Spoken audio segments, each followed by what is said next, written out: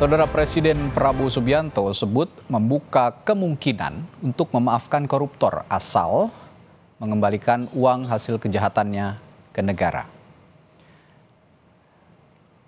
Dan saudara, data Indeks Persepsi Korupsi Indonesia yang dirilis oleh Transparency International Indonesia menyebut peringkat Indonesia jeblok di tahun 2023 di peringkat 115 setelah tahun sebelumnya ada di peringkat 110. Seperti yang Anda saksikan di sebelah kanan layar kaca Anda. Bahwa secara global sebelumnya ada di peringkat 110 namun anjlok menjadi 115. Namun meski demikian, secara skor Indeks Persepsi Korupsi Indonesia Indonesia tetap berada di 34 poin dalam 2 tahun terakhir.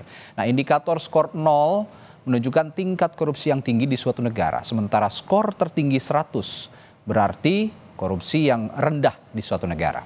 Selanjutnya, kalau kita lihat trennya, menurut data Indonesia Corruption Watch atau ICW, sepanjang 2022 ada 579 kasus korupsi yang ditangani di Indonesia.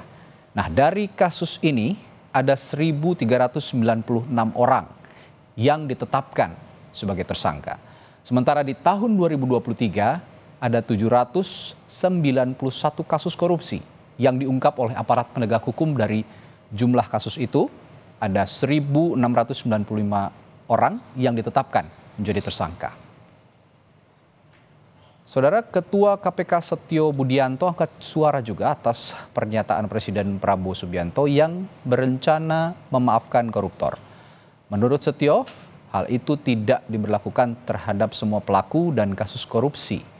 Setio menambahkan menghormati rencana Presiden Prabowo untuk memaafkan koruptor asal mengembalikan harta yang dicurinya. Setio meyakini rencana memaafkan para koruptor itu tidak serta-merta berlaku untuk semua pelaku, namun untuk kasus tertentu saja.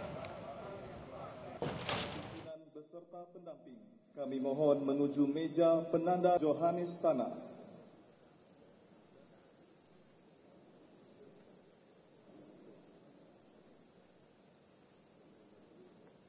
Yang harus kita pahami juga, kita lihat konteksnya. Konteksnya ini beliau kan menyampaikan itu masih secara umum, gitu. Nah, konteksnya ini nanti mungkin akan didetailkan oleh para pembantu beliau seperti apa, gitu. Karena kan kelanjutannya itu ada penjelasan beliau, nanti mekanismenya akan diatur, gitu. Nah, mekanisme yang diatur itu seperti apa? Saya yakin nanti akan lebih detail, dan itu saya yakin tidak akan diberlakukan untuk semua perkara, dan saya yakin juga tidak diberlakukan sama rata.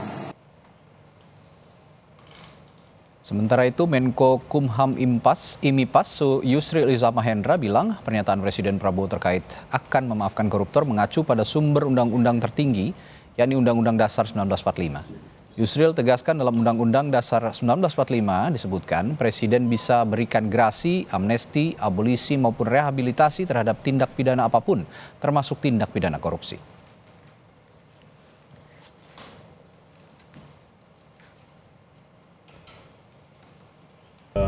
Orang presiden itu kan di satu pihak memang undang-undang pidana korupsi mengatakan bahwa pengembalian kerugian negara itu kan tidak menghapuskan sifat pidana dari perbuatan itu yang mungkin ditanya kan.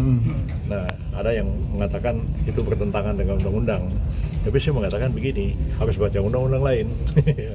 Undang-undang lain itu lebih tinggi sumbernya, UUD 45, yaitu Presiden memberikan grasi, amnesti, abolisi, dan rehabilitasi. Nah, kalau Presiden memberikan grasi, meminta pertimbangan Mahkamah Agung. Kalau Presiden memberikan amnesti dan abolisi, meminta pertimbangan DPR. Dan grasi, amnesti dan abolisi itu bisa diberikan terhadap tindak pidana apapun.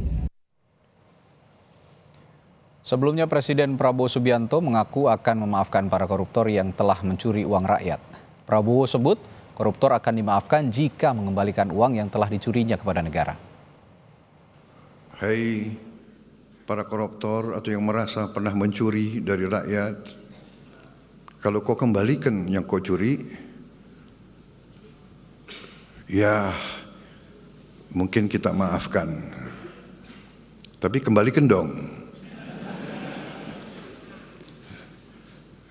Nanti kita beri kesempatan, cara mengembalikannya bisa diam-diam supaya nggak ketahuan. Mengembalikan loh ya. Tapi kembalikan. Saya dalam minggu-minggu ini, bulan-bulan ini, saya dalam rangka memberi, apa istilahnya itu? Memberi memberi kesempatan. Memberi kesempatan untuk tobat.